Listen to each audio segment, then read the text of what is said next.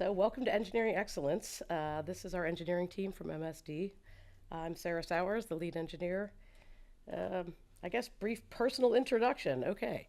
Gosh, I've been doing HVAC engineering for since 2003, I think. Yes. I went in mechanical engineering 1990. Jesus, I'm old.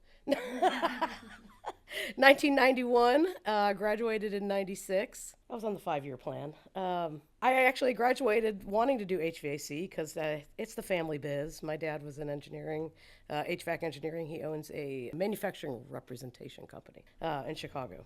He's been in the business for 40 years, God, something like that. So I've always been in HVAC, but when I graduated Purdue, I got a job in Dayton, and I wanted to get as far away from Chicago as I could. So I came here, but all they had was at Delphi at the time was in machine design. So I was working in manufacturing, and it was awful. It was awful. So I was working designing equipment to make shocks and struts. So I did that for 4 years, I think, until I couldn't take it anymore. So left and got back into HVAC. So I've been doing this forever. So yeah, I was working for a HVAC consulting company in Dayton, and I wanted to get more into the contracting side of things. So there was an opening at MSD. I was super excited about it. They were looking for a PE. So I came in and interviewed. That's my favorite story is when I interviewed. I interviewed with Johnny and John Senior, and we didn't even talk about the job. We just stood around in the conference room bullshitting about life in general. And I left like, okay, what? And then I get home and there's a message on my machine. So why did you leave? We wanted to give you the job. So, anyways, I love the company ever since. And what I loved the most about MSD is I was able to work from home for 7 years. I did. They called me a consultant, but was doing engineering work for them from home with my kids, crawling over paperwork and whatnot. Yeah, when I started MSD, I was the sole PE, actually sole engineer. There was another guy there. Yeah, just me and Mo for gosh 3 years. But yeah, so it was we did all of our engineering, most of the takeoffs. So it was a lot smaller then, but it was nice. It was more of a mom and pop shop, but I liked it. I liked it right off the bat, and I still love it. It's even as we've grown, it's a great place to work. The leadership is wonderful. That's still feels more like a mom and pop shop, even though it's 3 times the size. So why I got into engineering? My English skills are very lacking, as you can tell. I, I have a very limited vocabulary. Always excelled in engineering and math, and not so much in anything else. So that's it was sort of I don't know, plotted out for me since I was in second grade, pretty much. But I've loved engineering. So our guests today on this podcast are other engineers that work with me on our team. We have Austin Free and Ben Ambos here with us from the engineering department. Please tell us about yourself and why you ended up at MSD. Hi, so I'm Austin Free. I've been at MSD since June of 2020. I started as a intern during between my junior and senior year of college. So I really wasn't even looking at getting into HVAC, honestly, when I was in college.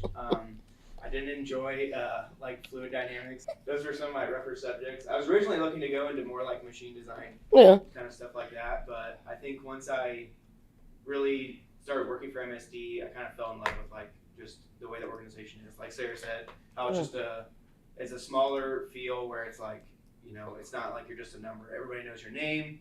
In the office, it's lighthearted. It's just a really good environment, and they've been really flexible with me throughout, my time here. It's been super nice. So yeah, I've been at MSD since I graduated college. I went to Wright State University for mechanical engineering. Started out, I had an internship working on base, where I got to go around and do some different like mechanical engineering things. Worked a lot with statistics, and realized I never wanted to go into that. So definitely want to stay on the more engineering side. I've always been interested in engineering. I've always really liked math, science, figuring out how things work and trying to, learn new things. So I've always had like that kind of mindset of just trying to find a problem and find a solution, which is basic. I mean, that's the whole point of The definition of engineering. Right. Yes, why I chose MSD. Kind of like I said, it's been a really great organization. I had some time when my daughter was born. She got really sick in the hospital, and they were just really kind to me about being able to time off to just focus on being there with my family, which was super nice for me, super nice for my wife. That we were able to take time off. Yeah, they're very family oriented. Right. That's what I like about it. Yeah. They understand that we all have families and we all have, individual needs. Yeah.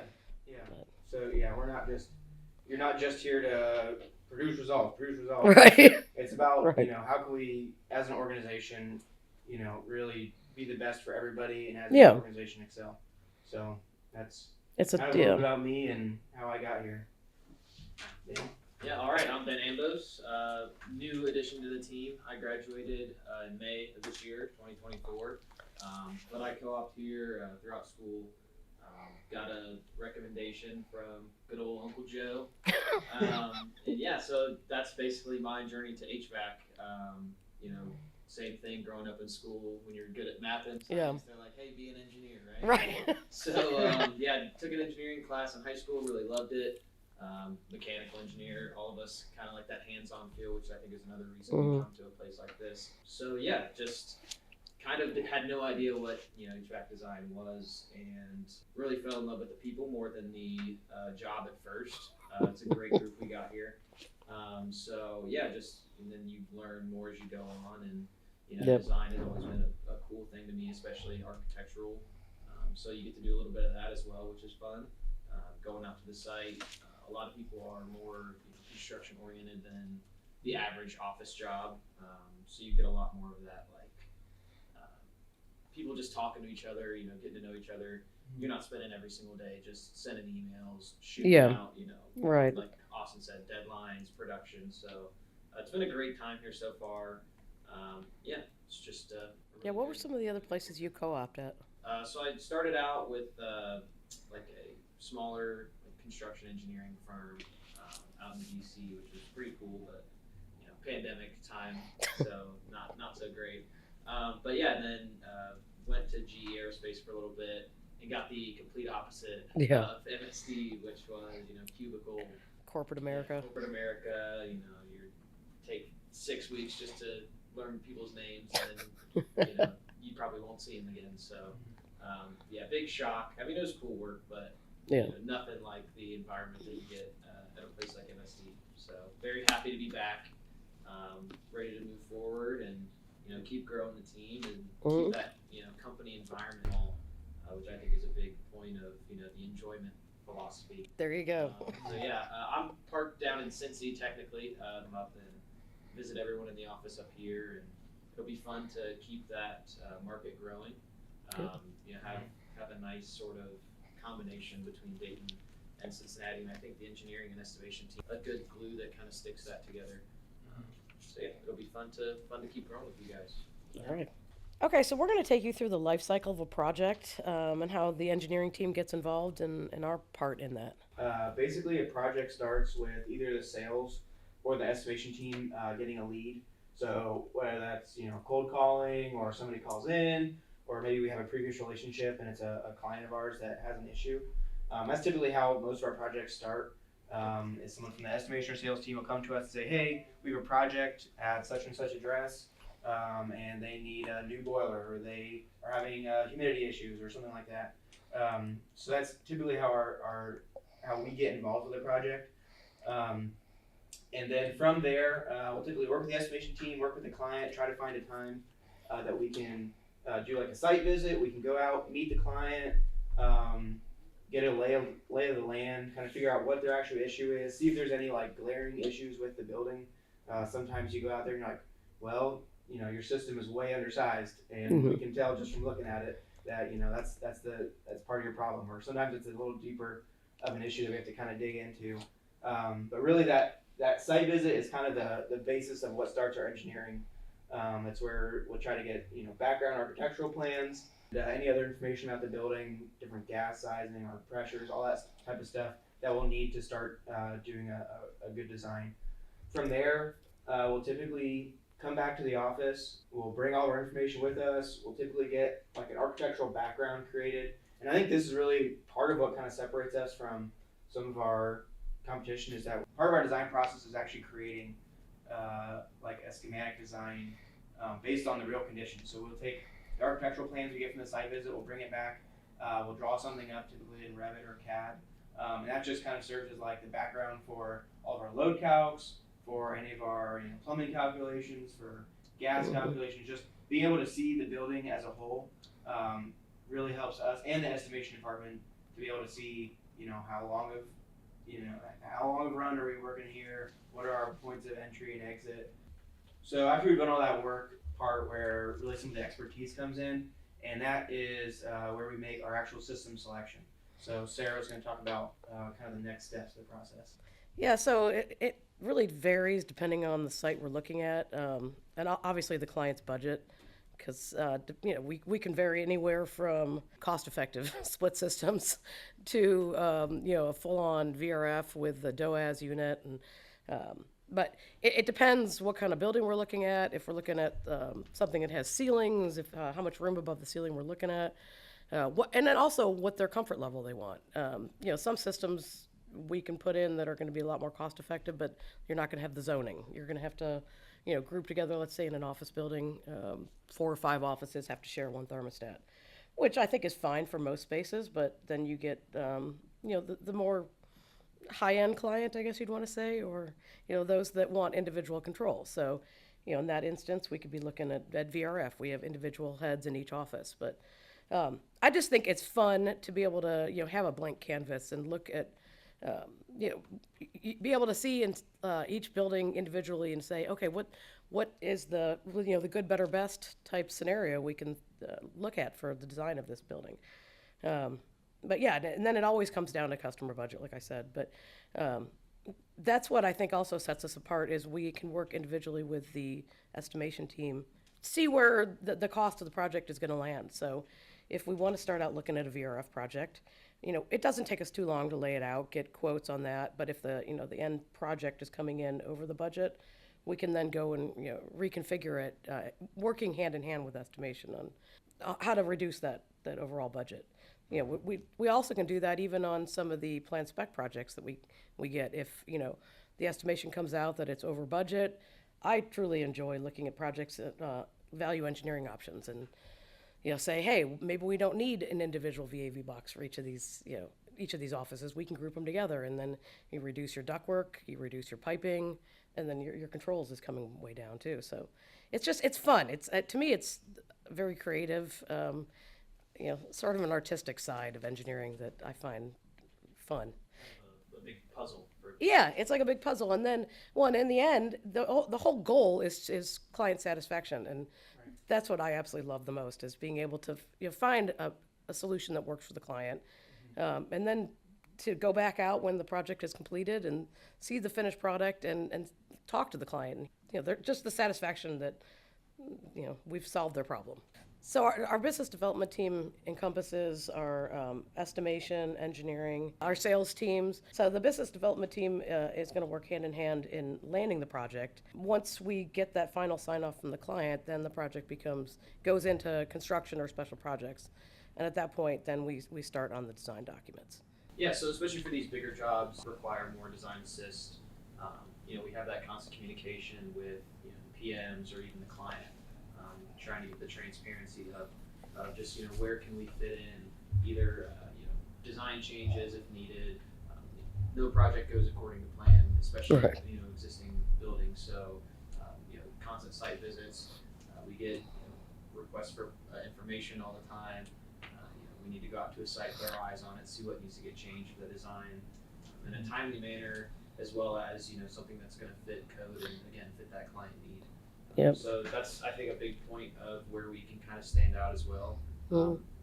Back to that company culture, everyone's really tight, so it's not even a email most of the times. It's just hop into the office and have a quick conversation about what needs to get done, and then the documentation steps to go along with it. So it's just it's a very well-oiled machine that we can call ours.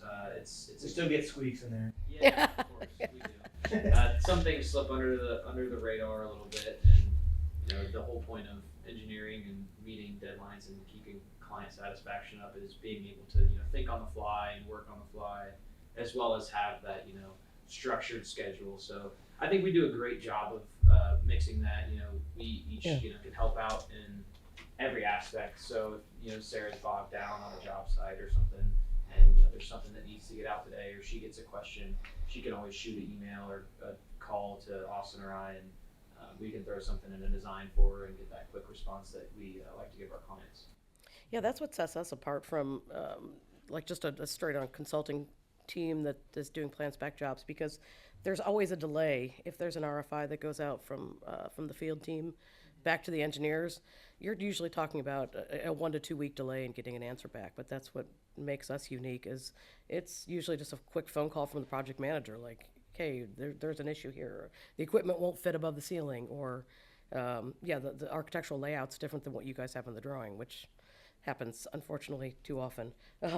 But yeah, it's a matter of either them sending us a picture or us making a site visit, and we usually can get that resolved in a day or two. So I think that's what helps.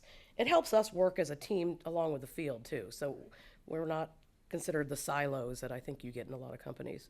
Definitely one of the benefits of being an engineer for a contractor. Like, we're a contractor first that has an engineering department. Right. So we're able to really try to keep that relationship up with the field, and really try to keep open communication back and forth between the office and the field, which at most companies there's always a point of tension between the office and the field. And the more we can kind of keep those together and realize, hey, we're all on the same team. Everybody makes mistakes. We make mistakes. Field makes mistakes. Project managers make mistakes. Everybody makes mistakes. And so the more that we can say, hey, we're going to go out there, we're going to each own our mistakes, but we're going to come out and deliver a finished product to the client.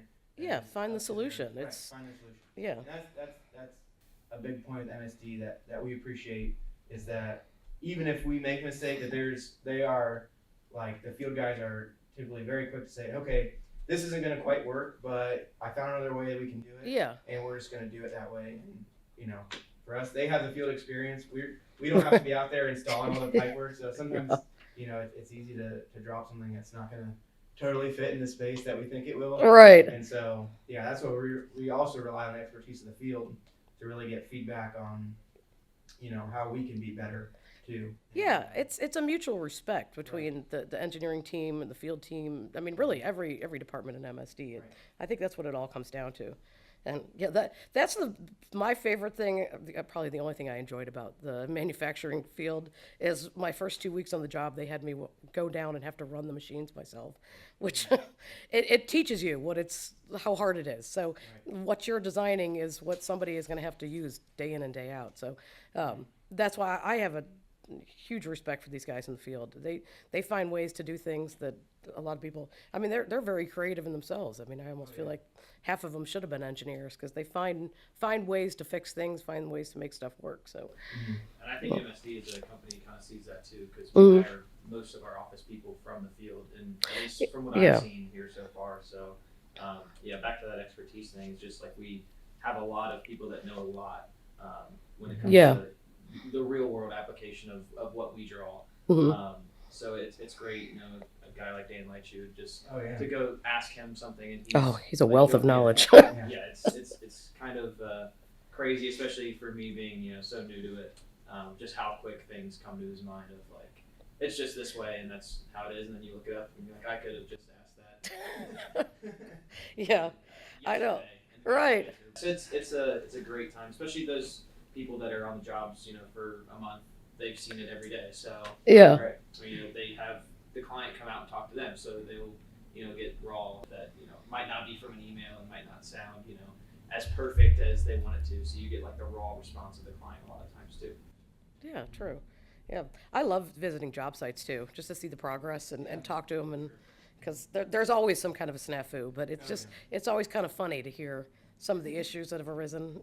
It always looks good on paper, but once it goes into real world application, it never fits. Or there's always, my favorite is when the client steps in and wants them to change something because they think they have a better way.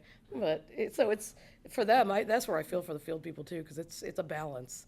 They have to play the sales role, they have to play the engineering role, trying to tiptoe around, making everybody happy. But yeah, it's just fun. Like I said, in consulting, when I was working in the consulting department, we rarely got to get out in the field. I felt like we were an assembly line. We just had drawings come in front of us, and work on this design, now work on this design. But I love that, probably almost every day I get to get out and see different sites and meet people and, and like I said, talk to the client, understand their pain, and come up with a solution.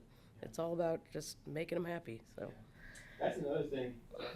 That's another thing that I really appreciate about being in an HVAC kind of contractor role is that there's a lot of times in engineering where you get, for instance, a lot of projects on their Air Force Base nearby where you're put on a project and you work on that same project for like 8 years, and then all of a sudden 1 year you lose funding. Everything you've worked for the last 8 years is basically in the toilet. And like just having that would just be so frustrating to me. And so being able to actually see, you see a problem, you get to work on the solution, you get to, they put the solution into practice, and then it's finished, and then it's like we move on to the next one. Yeah. And so it's cool to be able to have that satisfaction of like you get to see the project all the way through, not just, I worked on one little piece of an aircraft, kind of like at a GE or something like that. I worked on one little piece for this whole long project, and then it still didn't, it didn't quite work, so we had to do it all over again. Yeah, And so right. That's something I really like about working in an office environment like this. Every day is different. Every day you learn something new. Yeah, I mean, we could be working on a school one day. We could be working on an industrial warehouse another day. I mean, I've worked on some of the strangest projects. I spent 3.5 months researching, how long it would take for this size of a part to break. So Oh my gosh. you look at the same thing every day. And I think a big thing back to the site visits is when you're seeing new drawings every day, like you're immune to mistakes that you made.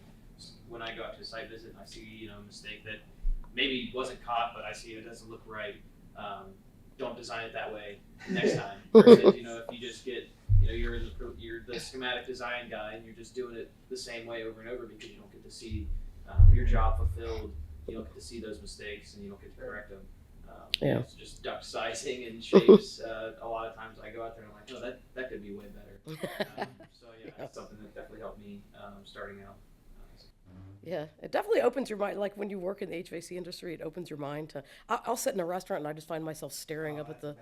It is a bad habit. I'm staring up at the ductwork, like, why did they run it that way? They could have done it this way, or that's a really stupid way to run the return. But yeah, I know my husband's like. I didn't design that. Yeah, right, totally, right? Or no, my favorite is like when the air conditioning comes on and goes off all day long because it's got to be in ventilation mode, and it's like all of a sudden you get this blast of cold air. I'm like, I would have done that differently. I would have redirected the diffusers, but MSD. should have hired. Yes, we should be carrying around our cards and just dropping them off at businesses. I think. Yes, definitely. I know. So yeah, that's another thing too, is because I get to play the sales role a lot of the times too. So like if it's a larger design build project where we're working directly with like a CM, we get to go bring our schematic design to the meetings, the kickoff meeting or the scope review meeting, and go over what we designed around. And they're always impressed, honestly, and I always get a little tinge of, yeah, I'm awesome. But just being able to showcase what we came up with, and I mean, our schematic design, in my opinion, are probably a lot better than some engineers' final product. So we show the routing. We sometimes show all the sizing. So yeah, to me, it's impressive. I just think it again showcases our expertise. A project that I'm kind of proud of. We worked on the SIXA. It's a animal shelter. So it was a design from actually my previous employer. That was the engineering consultant on it. But so the project was way over budget. I think their budget was like 1.2 million or something. When we got the drawings, we put a budget number to it, and I think we ended up over 2 million. So obviously the project wasn't going forward.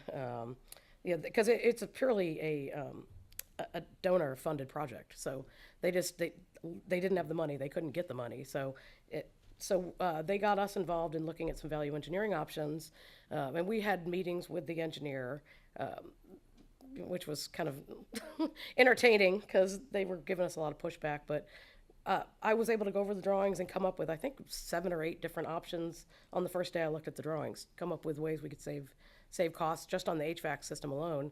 And then we dug into the plumbing end of it, and we were able to save quite a bit as well. And that we looked further. We were able to combine a couple of the rooftop units, combined VAVs. I think we even eliminated one of the units. It's an animal shelter. It's not a hospital, but they just had very stringent requirements that truly weren't necessary. But anyways, yeah, that we were the reason that project went forward, and so I drive by that probably twice a week, and every time I look at that building, it makes me happy because I'm glad that we had a part in that, and yeah, it's a neat facility. So Made some pets very comfortable. I made some pets very comfortable. Yes, but yeah, it's a beautiful facility too. So that was one of my favorite ones. But yeah, well, I've worked on all kinds of. Oh, the FedEx building was the very first one I got to do. My own engineering, all me, myself, and I. That was a little nerve-wracking, but because it was a $1.8 million project, I believe. Oh, wow. Yeah, and I was doing the plumbing end. The HVAC was easy, but the plumbing portion, because Big time. yeah, I'm not the best when it comes to plumbing, so we'll let you handle that, Austin. But yeah, that was a fun project. But yeah, again, I get to drive by that quite a bit, and every time I look at it, I'm like, I did that. Yeah, yeah. What was some of your guys' funnest projects you worked on? Oh man. Yeah, I think one of the projects that I kind of started, I think even Ben, you were part of it, was a job for Mount Healthy High School. Oh yeah. Yeah, Gonna say. that was kind of a fun one that Ben and I kind of tag team back and forth while you were We were co-op. both very new. Right, we were both trying to laying stuff out. Got a lot of feedback from the field on things. And that one was just a really difficult one because the client, I love them, just had a lot of changes that they were making, and it was difficult process of working and reworking. But that one was kind of cool. The fact that we went in there, we actually did it. There was a lot of stuff that was required. A lot of changes and kind of fly by the seat of your pants. Like, Yep. oh, we're going this direction now. How Right. can we fix it and make it better? That one was that was one of the cooler ones where it was like it was a lot. It was frustrating at times, but Yeah. it was cool to be able to actually be a part of something that we had to do a lot of changes, but we Yeah, they made it work. We made it work. Yeah, I know. I like that one too because they didn't have air conditioning in the building, right? So yeah, to be able to go there and see it's a school. They use it at least one floor of it is a school, and they wouldn't have been able to utilize that as a school if we didn't go in and do the work we did there. And so yeah, that one has some pride. Yeah. Yeah, that one and Cedarville dorms was another one for me because Oh, yeah. when I was a co-op, just learning so much so quickly. Mhm. Is a great thing about Sarah. She kind of gave me a lot of independence, but then was checking a lot. So it was a great dive right in kind of experience. But Cedarville was kind of as I was just kind of getting comfortable, and then it was a big hydronic job. So more learning, and I kind of got a lot of just trust on that one. So it was really cool, and got to see it through. Got to go on a site visit the next time I came back. So it was a lot of fun. Got to see the construction side of it too. That kind of first big job of not on my own obviously, but put in a lot of work. Something I was not very comfortable with, but just had to kind of learn as I went. Yeah, jump right in. Yeah. Yeah, that's sort of the way we fly. You just sort of, how do they say that? Learn by, what's the term? My experience. Well, no, but what is it like? Do as I say, not as I do. Yeah, maybe that's what it is. Different I forget. Anyways, but yeah, it's sort of, you're just going to have to figure it out. Right. Well, that's always been my favorite quote is, there's always a solution to every problem. Something of that nature. Quotes today. I know, right? Half confident on them. You're saying it with I think that's right. There's like a squint into the. Yeah, it's something like that. Yeah, but it is my favorite quote. If I could only get the wording right. I told you that my vocabulary has always been my nemesis. Yeah, that's another really cool part about working in this industry is there's always something new to learn. So I started out, didn't really know much about anything. Obviously learned like the HVAC and air side, kind of worked into hydronics. And now I'm really trying to learn as much as I can about plumbing, which is Yeah, a whole nother challenge in itself. A lot of code. I know. You think plumbing would be simple, but it's there's only two main rules. yeah. What stink goes down? Wait, no. See, I can't even get that right. Shit goes down, stink goes up. Yeah, you don't brush your fingernails. Yeah, payday on Friday. Right. A lot of rules. But that's been kind of a cool experience for me, trying to learn something new. I've always loved, just kind of jumping into something that I don't really know, and then trying to do my best to design it. Get a lot of help from other people in the office who are experts in that. check my work, and then as I go along, hopefully I have to check less and less, but sometimes my mistakes are just hidden deeper. But that's been really fun is just being able to learn something new, and hopefully here sometime I'll try to start digging into electrical work. But Oh gosh, we'll yeah. see. Yeah. No, I would love that if we could, yeah, if we could expand and have and do some of our own electrical designs, because that's all, like on the Mount Healthy project, that was a big hang up why they couldn't, finalize their permit because we had an outside company do the electrical drawings. And again, this is what showcases how we can speed up the process. Having our own engineering department within the construction team, because yeah, when you have an outside engineering department, it takes forever to get information back. And yeah, granted, they have multiple projects on their plate, but it's always that hang up. So yeah, I think that would be something we could look forward in the future is have do electrical design. And heck, why stop there? Let's do fire suppression. Nope. Yeah, when you get to life safety, I don't know. Yeah. But yeah, we're growing the well, MSD obviously is growing. We've got the Cincinnati office. Ben being down there. I mean, I see the future as Ben's going to be heading up any engineering in the Cincinnati office. Austin's going to be doing engineering in Dayton, and who knows where I'll be. I'll be running the Miami department. But yeah, I don't know. I just MSD Boca Raton. yeah, there you go. I don't know. I was Go kind of vacation office. perhaps Hawaii. I don't Yeah. know, but yeah, I mean, I think that could be 3 or 4 years down the road. I mean, because as quick as you guys have grown and come into your own, I mean, I definitely could see you heading up, and then you'll have engineers working. You'll have your own co-ops. There you go. That's such a. Boss around and It's people. seriously once you have a co-op, it's so nice. Go scan these drawings. Go right.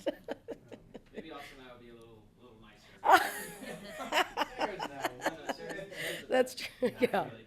No, you're right though. When you've worked on that side, yeah, you know how it is. So yeah, you're my. I feel like we've grown pretty quick. Mhm. And I think most of that is attributed to that kind of let us try it out, Mhm. and then you kind of, well, grill us or not, right? So you learn faster from mistakes. Yeah, Just that is true. You do. books and Right. looking at older drawings, that's something that I had to do a lot in my other roles of just like, okay, let me dig up past work, and there's a lot Yeah. of hoops and No, you do. I mean, seriously, mistakes are the only way you learn, Yeah. and it's definitely something you remember. Yeah. So on future projects, you're like, oh wait, I'm not doing that again. yeah, it's also nice to get the mistakes before they cost money. Yes. So, Yes. yeah, That's one favorite. yeah, Yeah. Some are costly, some aren't so bad, but yeah, you remember. Yeah.